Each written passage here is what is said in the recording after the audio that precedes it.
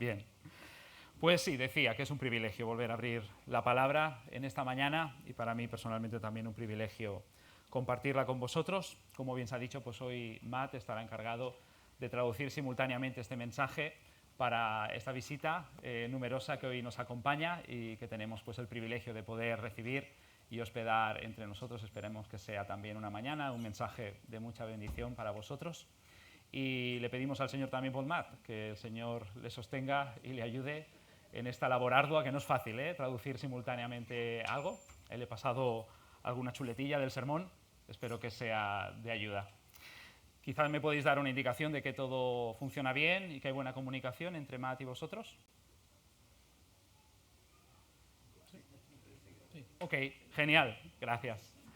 Muy bien, pues vamos a volver a una serie en la que estoy predicando a través del Evangelio de Marcos. Y hoy vamos a estar en el capítulo 12, ya en los últimos versículos. Marcos capítulo 12, versos del 38 al 44. Y el título del mensaje en esta mañana es ¿falsa religión o verdadera devoción? Esta es la cuestión. Y para ello vamos a comenzar haciendo la lectura de este texto, Marcos capítulo 12, a partir del verso 38. Y dice así la palabra del Señor.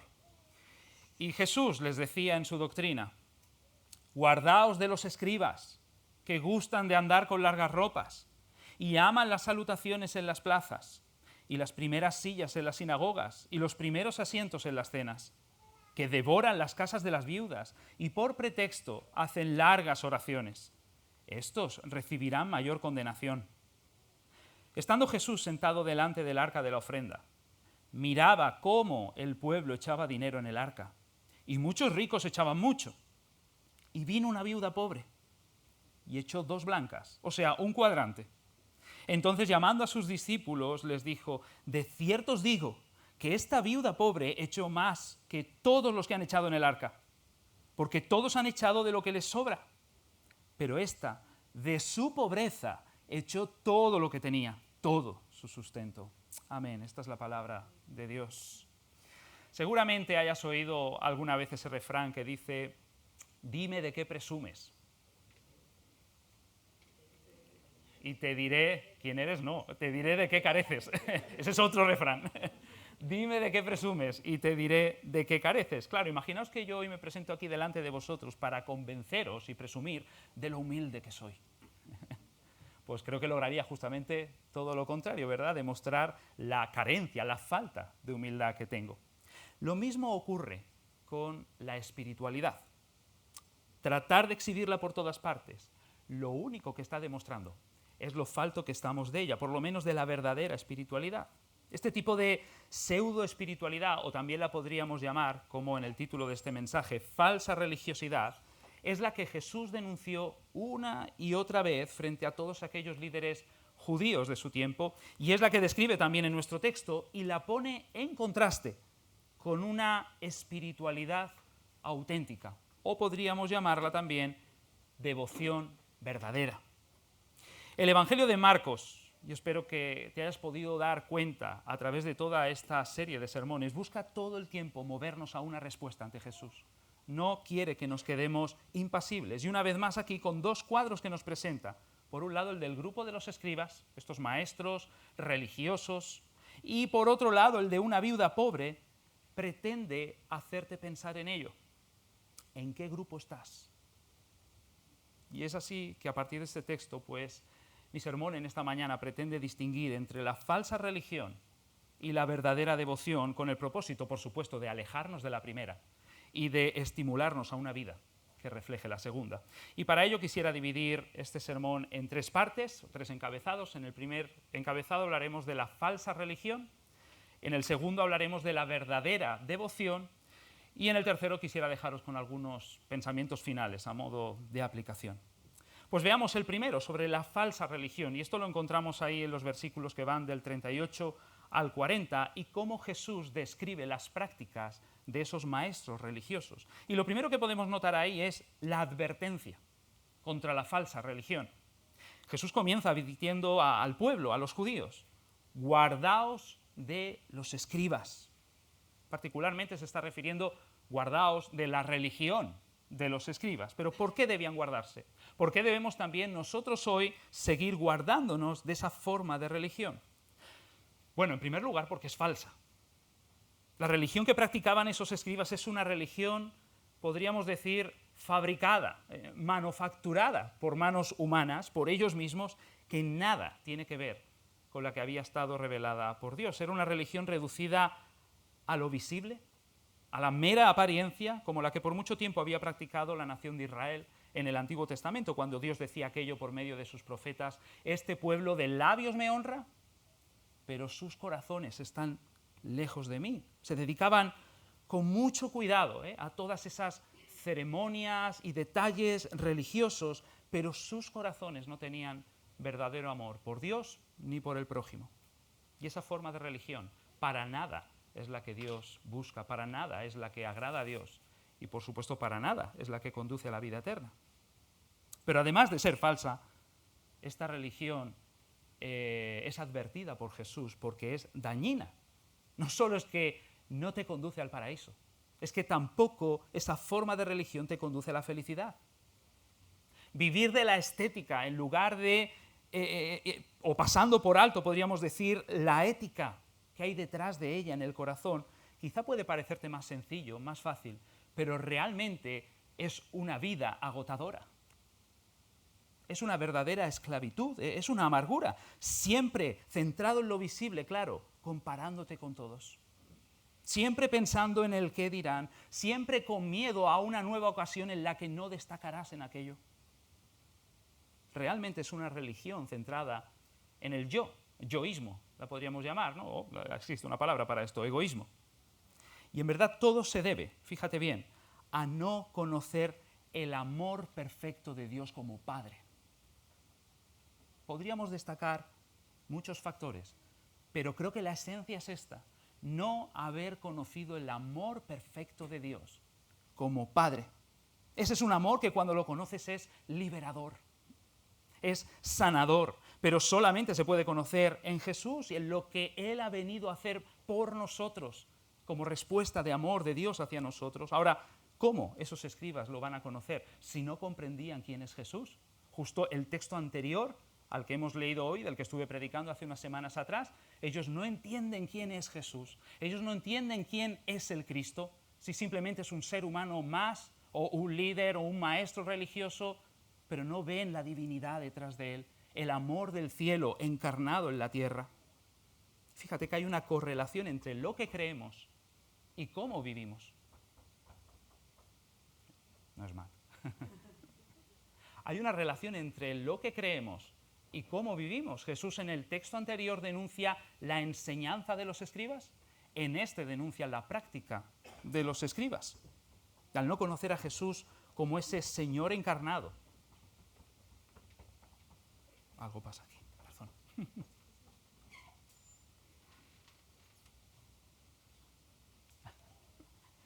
Perdonad.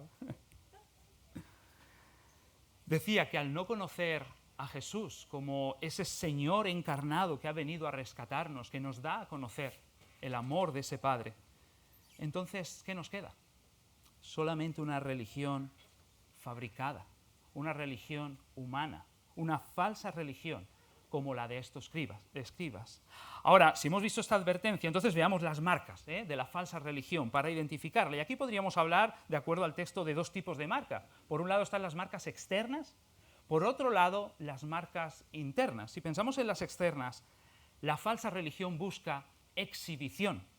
Dice que estas personas gustan de andar con largas ropas. Esto se está refiriendo a un tipo de ropas que tienen ciertos adornos que básicamente les distinguen como personas especiales en medio del pueblo, como personas especialmente religiosas, especialmente consagradas a Dios, para que todos lo vean. Además, la falsa religión busca reputación. Dice que también aman las salutaciones en las plazas. Esto no se refiere simplemente a un saludo normal, hola, ¿qué tal? Se refiere a un tipo de salutación muy especial, ¿no? Formal, oficial, respetuosa, por supuesto pública también, delante de la gente. Como diría Jesús en otro texto, refiriéndose a ellos como maestros, rabí, padre. y ellos desean que la gente les considere de esa manera. Y además la falsa religión busca posición, por supuesto, añade también aquí Jesús, que aman las primeras sillas en las sinagogas. Hoy justamente hemos pedido que todos, para poder dejar más espacio, intentemos sentarnos desde la primera fila hasta el final, pero no estábamos hablando de esto, ¿verdad? Esto era por otro asunto. Pero estas personas aman las primeras sillas en la sinagoga y también en las cenas, los primeros asientos. Estos eran lugares reservados para las personas de alta posición religiosa en las sinagogas o de alta posición social en las cenas. Eran sitios privilegiados desde donde todo el mundo podía mirarles a ellos y lo más importante, donde ellos podían mirar, perdonad, a todo el mundo y lo más importante, todo el mundo podía también mirarles a ellos. Cuando pensaba en todo esto venía a mi mente el ejemplo de un niño pequeño. Creo que a todos nos resulta esto familiar, ¿no? Cuando se encuentra entre adultos y empieza a notar que no es el centro de atención, que no están por él, ¿no? Y entonces comienza a hacer, lo que aquí he puesto, alguna excentricidad. No sé cómo esto mal lo va a traducir al inglés. Ok. Ya me entendéis, ¿no? Alguna rabieta, alguna pataleta, empiezan a hacer ruidos, golpes, comentarios esporádicos. Así es la religión de estas personas. Y la de todos aquellos que necesitamos público. Una religión infantil. Como esos niños, la falsa religión sin público, le falta algo. Se siente vacía, necesita continuamente ser atendida, ser aplaudida, ser vista y reconocida todo el tiempo. Ahora, si hemos hablado de marcas externas, miremos también la interna, porque yo creo que es incluso más importante. Pon atención ahí a las palabras que se traducen en el texto que hemos leído como gustan y aman. Detrás de la palabra gustan, ahí está la palabra celo. Ellos tienen pasión para ser vistos. El problema no está en hacer cosas y ser vistos. Jesús mismo dirá, ¿verdad?, en el Sermón del Monte, así brille vuestra luz delante de las personas para que vean vuestras buenas obras y glorifiquen a vuestro Padre que está en los cielos. Nunca la Biblia nos anima a que la religión quede relegada al ámbito privado. La religión y la fe debe ser transversal a toda nuestra vida y debe ser de testimonio. El problema no es hacer cosas y ser vistos, el problema es en hacerlas para ser vistos. ¿Notas ahí la diferencia? El problema es amar el ser visto. Y esa es la marca más profunda y más difícil de limpiar, la marca del corazón.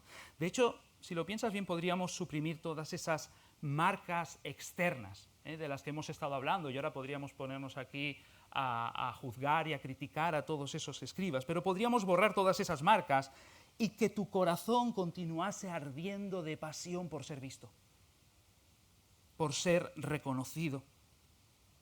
El problema está en el corazón, en sus amores, en dónde busca su identidad, fruto de no conocer verdaderamente a Dios y, como decía antes, de no estar seguro en su amor. Decía el puritano Richard Sibbes que el amor de una persona indica quién es su Dios. Pues está claro quién es el Dios en la falsa religión, ¿verdad? Uno mismo. Uno mismo. Y esto nos lleva a ver también aquí los resultados, que podríamos clasificar en dos tipos por el comentario que hace Jesús. Por un lado, la insensibilidad y por otro lado, la irreverencia. Lo primero está apuntando al prójimo, lo segundo está apuntando directamente a Dios. Dice que devoran las casas de las viudas. Más allá de cómo hiciesen esto, eso no importa demasiado. Aquí la pregunta es, ¿cómo es posible que alguien religioso con esos principios mínimamente establecidos llegue a algo así? A abusar de los más vulnerables. Y tristemente este tipo de noticias aparecen más a menudo de lo que nos gustaría reconocer, ¿verdad? Es como un jardinero que solo se ocupa del aspecto visible de su jardín, de cómo están las flores, las plantas, pero descuida las malas hierbas.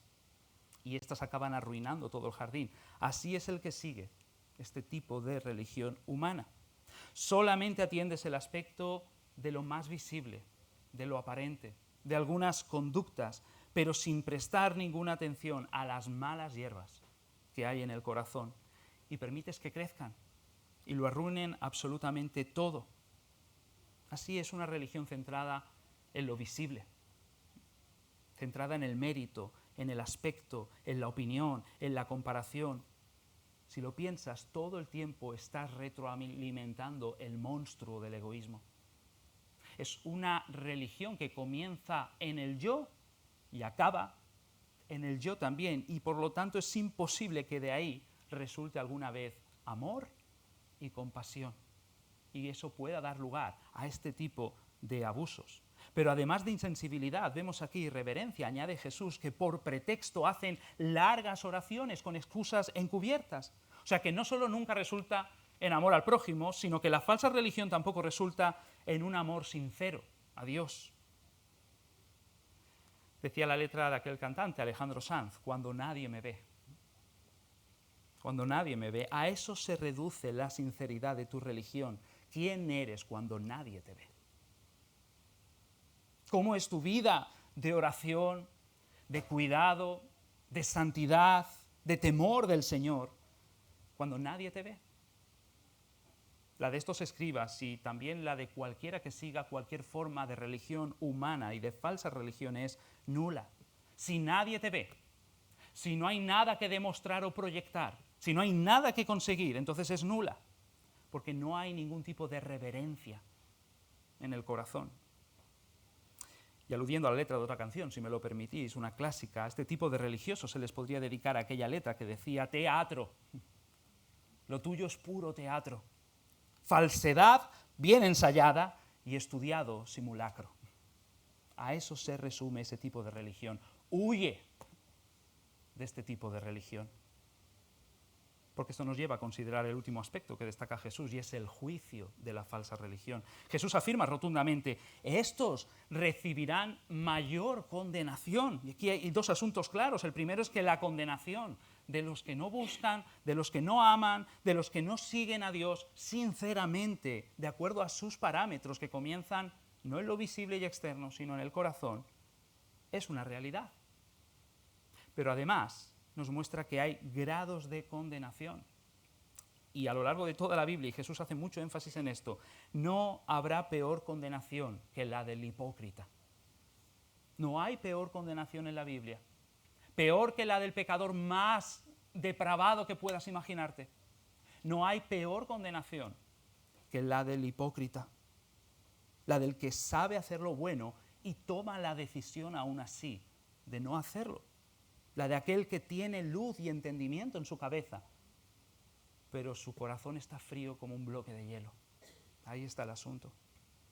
Entonces, una vez visto este primer apartado sobre la falsa religión, pasemos a ver la segunda parte de este mensaje, la verdadera devoción, y esto lo encontramos en los versículos del 41 al 44, donde Jesús describe el episodio de una viuda pobre que trae una ofrenda al arca de los tesoros del templo. Y yo quisiera que de ese episodio destacásemos 4 características que nos hablan de la verdadera devoción que agrada a Dios, la devoción que Jesús admira, elogia a la luz del ejemplo de esta viuda. Dejadme describiros estas 4 características. La primera de ellas, la verdadera devoción es sencilla. Sencilla. Es tan sencilla como la que refleja con su ofrenda esta viuda pobre, que en medio de tantos ricos, tanto a perder aparentemente, todo y eso, ella se acerca, ella viene al episodio con sencillez a las urnas de esas ofrendas y echa sus 2 monedas. Y no eran cualquier moneda, eran 2 blancas. O Marcos hace aquí el favor a su audiencia romana de traducirlo, o sea, un cuadrante. Esto da igual ahora calcular la cantidad, simplemente para que entiendas, era la moneda más insignificante, era una fracción de la moneda más insignificante de todo aquel sistema monetario de entonces. Eran, de acuerdo a estudiosos, monedas de cobre tan pequeñas, tan finas y delgadas, que de hecho caían como una hoja. Ni siquiera hacían ruido. Y esto es interesante si tenemos en cuenta algo de cómo estaban dispuestas aquellas urnas. Los estudiosos afirman que podrían haber como unas 13 en filas, y eso se le llamaba el arca de las ofrendas o de los tesoros. Cada una de ellas tenía una finalidad diferente en lo que recaudaban. Y estas tenían la forma de trompeta y estaban hechas o fabricadas de un material metálico. De tal manera que cuando alguien echaba una moneda, sonaba. Quizá alguien estaba detrás de ti, esperando su turno, y si estabas suficientemente atento podías saber si tú echabas mucho o poco de acuerdo al sonido del metal. Claro, tú imagina a todos esos ricos echando tantas monedas y el metal no para de sonar. Sería como cuando toca alguno de esos premios en una de esas máquinas, ¿verdad? Espero que ninguno esté aficionado a ellas, pero empieza a caer el premio fuerte y todo el mundo se gira a mirar, algo así. Sin embargo, las monedas de esta viuda ni siquiera suenan. Son como hojas. Nadie se daría cuenta. Nadie las escuchó. Nadie, excepto increíblemente Jesús. El corazón de Jesús las escuchó. Y es ahí que Jesús llama enseguida a todos sus discípulos para identificarla, para elogiar a esta viuda, y les dijo: de cierto os digo, Jesús dice esto cuando va a decir algo muy importante, amén, de cierto os digo que esta viuda pobre echó más que todos. Alguien ha dicho alguna vez que el mundo es como un gran supermercado al que alguien con muy mala fe ha cambiado todos los precios del lugar, de manera que nada vale lo que dicen que vale. ¿Qué caos sería eso? ¿Te imaginas ir al súper a donde vas habitualmente y que hubieran cambiado todos los precios? La que se liaría después, ¿verdad? A la hora de pagar en el cajero. El valor de la ofrenda de esta viuda vale más que la de todos, aunque nadie en el mundo lo diría. Aunque ese no sería su valor según el mundo, pero sí en el mercado de los cielos. Y por supuesto esto no era por la cantidad, pero tampoco, cuidado con esto, por proceder de las manos de una viuda pobre, como si eso aportara algún tipo de inocencia moral y justificación. Nada de eso. Esto es un caso muy particular. Su ofrenda era más valiosa porque procede de un corazón particularmente sencillo, de un corazón que es consciente, fíjate, de su viudez, no solo socialmente, sino espiritualmente también, delante de Dios. Ella se acerca y no quiere parecer nada más de lo que es. Simplemente una viuda pobre, alguien desamparado, alguien que solo depende de la gracia de Dios, porque ella sabe lo que decía Jesús, que son bienaventurados los pobres en espíritu, porque de ellos es el reino de los cielos. La verdadera devoción es sencilla. En segundo lugar, la verdadera devoción es agradecida. Jesús hace aquí una comparación entre las ofrendas de los ricos y la de esta viuda pobre y dice: porque todos han echado de lo que les sobra. Esto es, se podría traducir como de su abundancia. No seamos muy rápidos en criticar a los ricos, no están haciendo nada malo. De hecho, al revés, está muy bien que los ricos den más. Y ellos están echando de la abundancia que tienen. Hasta ahí está todo bien, pero el punto o el énfasis es en la comparación. Pero esta, de su pobreza, echó de ese mismo estado. Ha caído la esponjita otra vez. ¿No? Ok, podemos dejarla aquí. De su pobreza echó. Piensa por un momento cuántas razones esta mujer podría haber encontrado para no echar. No estaba en condiciones, que lo que iba a dar era insignificante, que iba a hacer el ridículo entre tantos. Aplícalo a ti, me lo aplico a mí. En medio de nuestras condiciones, ¿cuántas razones podrías encontrar, buenas razones, para no? Muchísimas. Pero igual que el fuego, cuando se enciende, siempre encuentra un camino. Siempre encuentra una salida. La gratitud sincera es una llama que siempre encuentra salida. Siempre va a encontrar un camino. Aún de su pobreza salió, de esa misma pobreza, salió gratitud. Hay un dicho que dice algo así como que aquel que procura ser siempre agradecido nunca dejará de encontrar razones para serlo. Siempre las va a encontrar. ¿Y cuánto más el creyente?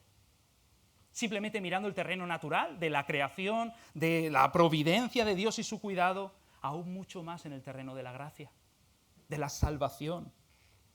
Y con más luz que esta viuda, nosotros sabemos que Cristo ha llevado nuestras culpas en el madero, que Él ha resucitado y que ahora nuestra vida está segura en Él, que Él volverá y va a renovar todas las cosas, que hay una herencia eterna que nos está esperando. Se cuenta de una mujer muy pobre en siglos pasados, una mujer que apenas tenía simplemente un trozo de pan que llevarse a la boca. y un día estaba sentada a la mesa y levantó su trozo de pan al cielo y dijo: ¡Oh, Dios mío! ¡Cristo! ¿Y además este trozo de pan? Impresionante.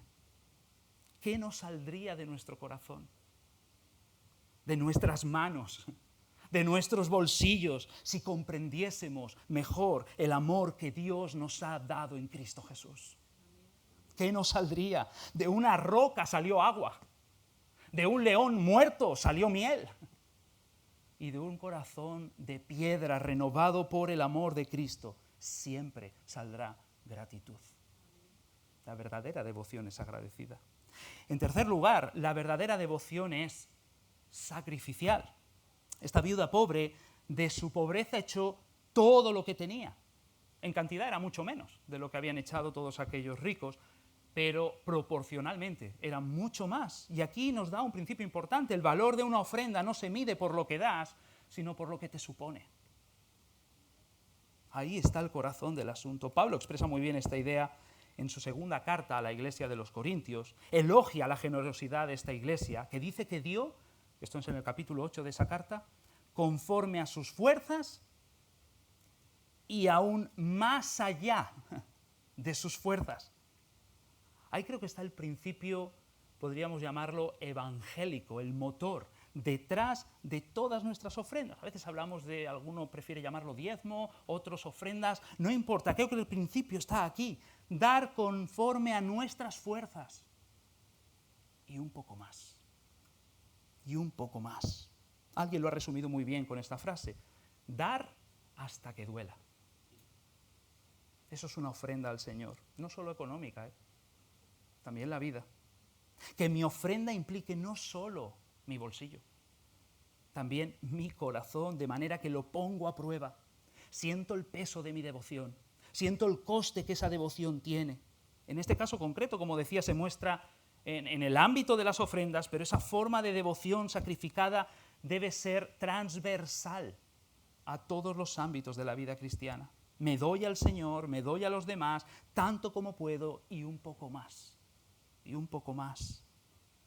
La generosidad sacrificial del Dios del pacto que esta mujer había conocido era lo que la movía.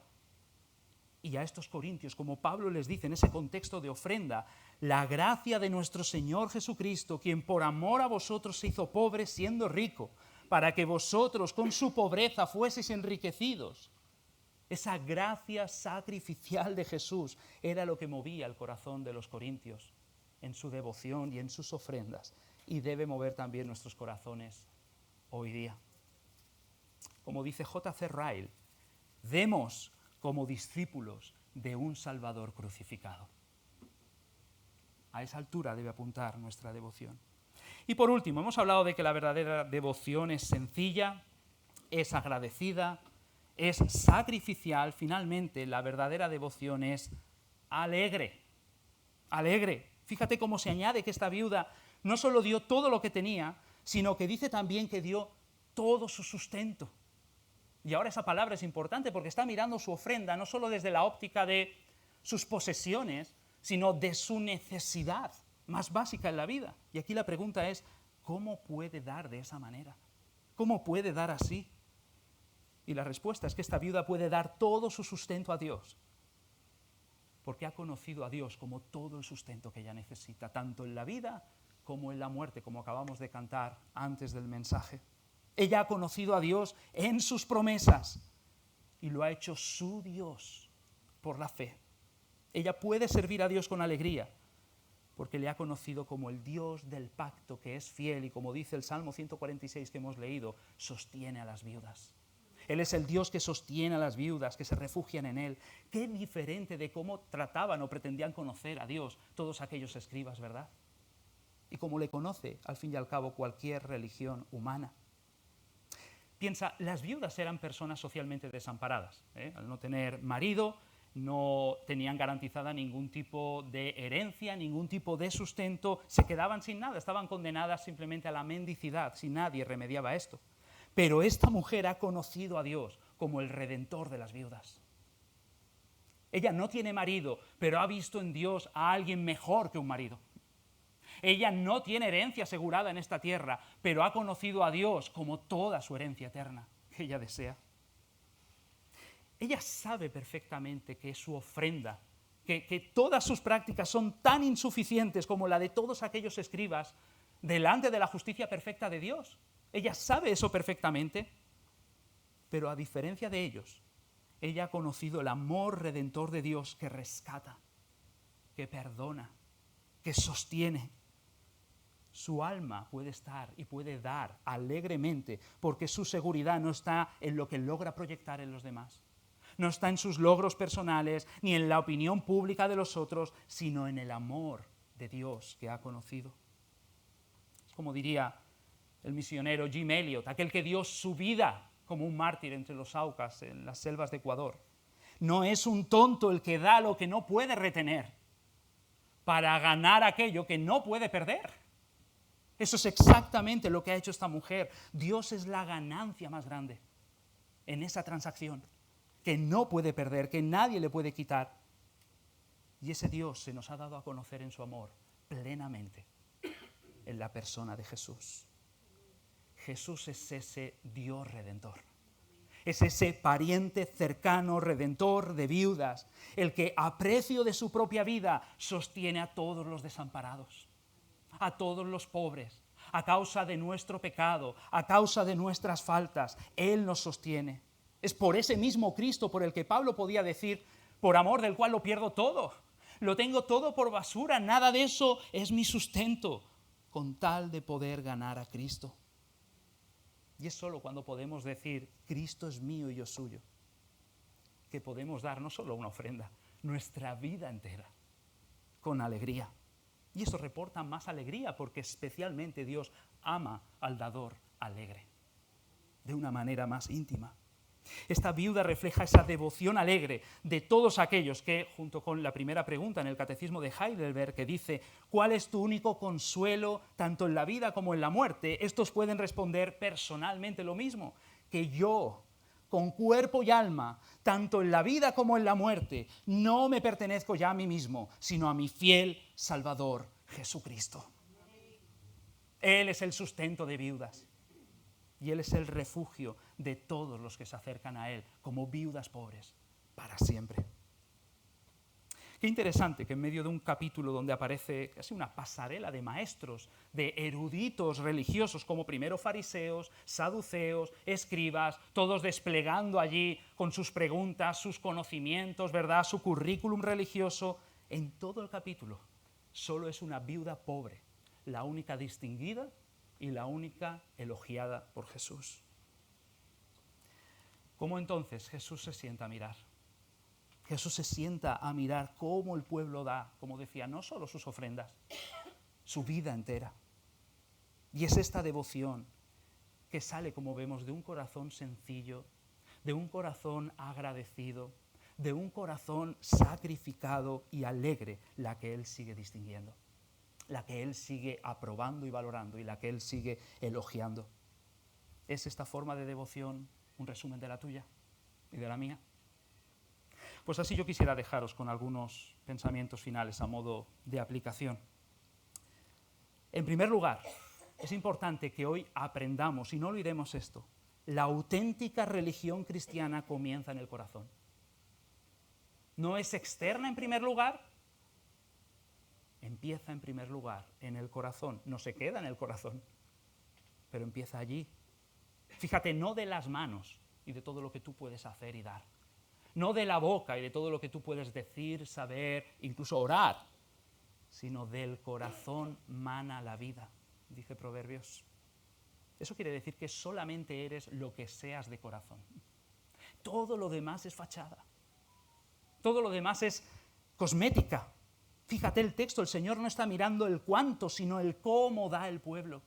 Y eso nos sitúa en el plano de las actitudes, de las motivaciones, de los sentimientos incluso, de los propósitos que hay detrás de todo lo que hacemos. Hoy el Señor no te está pidiendo primeramente más oraciones, no, más reuniones, más ofrendas, más misiones, más actividad. Él te está pidiendo en primer lugar, como ese padre de Proverbios a su hijo, dame, hijo mío, tu corazón. Eso es lo que Él nos está pidiendo en el día de hoy. Pero por esto, en segundo lugar, preguntémonos hoy también a modo de examen, ¿dónde está mi corazón entonces? Esta pregunta quizás es difícil de encarar y podríamos resolverla haciéndonos a lo mejor otras preguntas. Por ejemplo, ¿en qué piensas más cuando haces lo que haces? ¿En la opinión de los demás, en lo que vamos a proyectar? ¿O en Dios? ¿Sientes que estás satisfecho cuando vives tu espiritualidad sin que nadie más la vea? ¿O te falta algo aún? ¿Qué sientes cuando se le reconoce algo a otro y no a ti? ¿Sientes que tu identidad y tu seguridad se basa en lo que logras proyectar en los demás? ¿O te sientes seguro y perfectamente amado por Dios en Cristo? A fin de cuentas, como la diferencia de esos escribas y esta viuda, sientes que Dios es un juez insaciable ante el cual nunca darías la talla, pero al que no tienes más remedio que servir.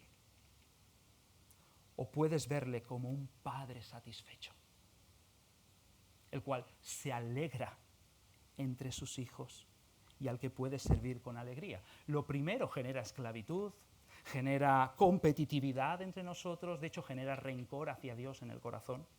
Lo segundo trae libertad, trae servicio, trae amor, trae alegría.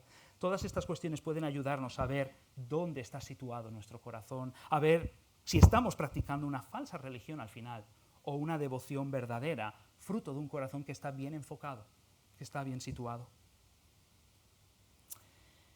Y por último, como una exhortación final, recuperamos estas palabras en Proverbios. Sobre toda cosa guardada, guarda tu corazón. Esa es la exhortación para nosotros en esta mañana. Guarda tu corazón. Claro, podemos decir eso y repetirlo muchas veces, suena muy bonito, de hecho es muy poético, pero ¿qué significa? Déjame simplemente darte algunas recomendaciones. En primer lugar, para guardar tu corazón, contempla a Dios como un padre satisfecho. No estás aquí para añadirle algo. Contempla a Cristo como un Salvador suficiente, no estás aquí para añadirle algo. Contempla al Espíritu Santo como el Dios amor, y no estás aquí tú para satisfacer sus sentimientos. Contémplalo así, acércate con fe así a Dios, contémplale cada día de esta manera y cultiva una relación íntima con Él, con este Dios trino.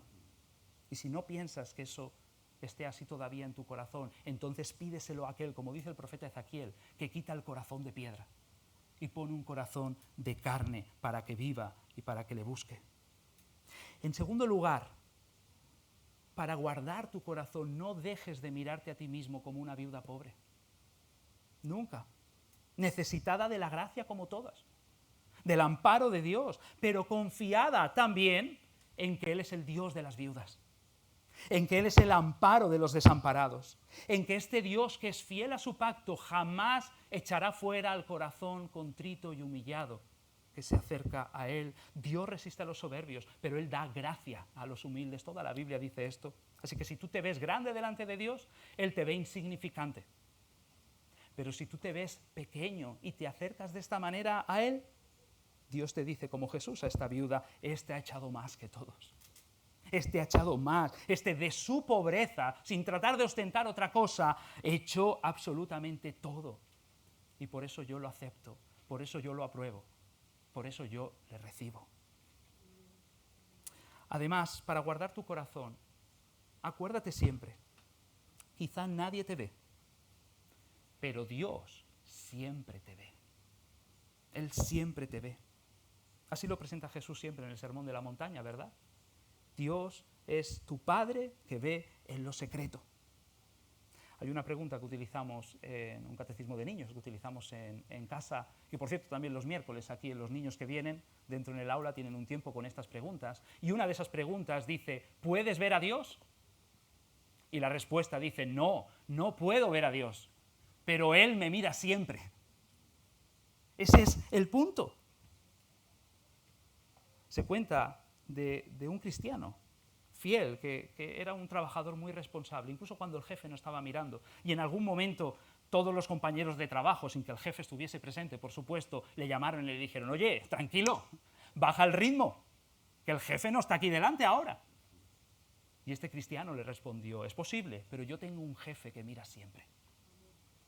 Es exactamente lo que Pablo le dice a los colosenses, ¿verdad? Sirviendo, dice él, no al ojo, como los que quieren agradar a los hombres, así hacían también estos escribas y la falsa religión, sino como los que quieren agradar a Dios con corazón sincero, temiéndole, reverencia.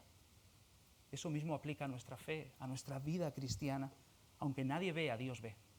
Aunque nadie sepa, Dios sabe. Aunque nadie valore, Dios valora. Él ve en lo secreto. Él conoce el corazón y Él recompensa nuestro servicio, aunque se trate de 2 blancas o de un solo vaso de agua, con fe. Una recomendación más, sirve conforme a tus fuerzas y un poco más. De esa manera también guardamos nuestro corazón. Piensa habitualmente en esto. ¿Cuánto cuesta tu devoción? ¿Cuánto cuesta? No mires solo lo que das, ya sea dinero, ya sean fuerzas, ya sea tiempo. Mira también en todo lo que te quedas, en todo lo que te supone. ¿Qué conocemos por experiencia de aquello que Jesús decía de ser ricos para con Dios? De hacernos tesoros en el cielo. ¿Creemos en esto? ¿Creemos en ello? Sirvamos entonces al Señor y a nuestro prójimo hasta que duela. Conforme a nuestras fuerzas y un poco más. No hay mejor manera de probar nuestro corazón, de limpiarlo y de protegerlo de ídolos que pueden surgir en nuestra vida. Y una recomendación más, perdonadme. Considera cualquier condición en la que te encuentres como una nueva oportunidad, una oportunidad diferente de demostrar tu devoción por el Señor. Fíjate, esta viuda aprovechó su pobreza, de su pobreza, mostró su devoción, dio. Tú y yo podemos aprovechar nuestra situación difícil, quizá es en esta mañana de enfermedad, quizá es de algún tipo de escasez, quizá es de tristeza y miedo, quizá es alguna pérdida o desánimo, y desde ellas dar. No perdamos esa oportunidad, porque se pasará. En el cielo todo será perfecto. Allí no habrá ningún problema. Pero no tendremos las oportunidades que tenemos aquí de demostrar nuestra devoción y nuestra pasión por el Señor, por aquel que lo ha dado todo por nosotros, en medio de la pobreza. ¿Qué contexto tiene esta mujer para desplegar su devoción al Señor, aun cuando nadie la ve? En su condición. ¿No es esto un estímulo para aprovechar cualquier condición que tengamos? Aprovecha tu condición, sea cual sea, y muestra así tu devoción y tu servicio al Señor. Concluyo. Si alguien quiere comprobar la diferencia entre un billete falso y un billete verdadero, no hace falta que conozca al dedillo y sepa identificar todos los billetes falsos que hay en el mundo, ¿verdad? Eso sería casi imposible. Mientras lo está haciendo están saliendo nuevos, más sofisticados. Pero basta con una sola cosa, que aprenda a identificar con precisión el verdadero. Entonces, si identifica bien el billete verdadero, va a poder entonces darse cuenta de todos los falsos que puedan tratar de estafarle. De la misma manera, no podemos conocer ni describir al detalle todas las caras que presenta la falsa religión, la falsa espiritualidad, esa religión fabricada por el ser humano. Diríamos que es tan variada como personas hay en el mundo. Sin embargo, es suficiente con que aprendamos a identificar bien la verdadera y podamos contrastarla con todas las demás. Cuando tú ves la verdadera devoción, es suficiente para distinguirla de todo lo demás. Y así resulta en este texto con la devoción de esta viuda pobre en su contexto.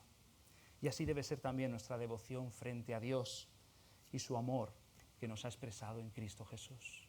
Él lo ha dado absolutamente todo para nosotros en su Hijo Jesucristo. Perdón de pecados y vida eterna. Solo podemos responder, la verdadera devoción solo responde de una manera, y es entregándonos con todo a Dios, de todo corazón. Amén. Amén. Oremos. Padre, gracias por tu palabra, Señor.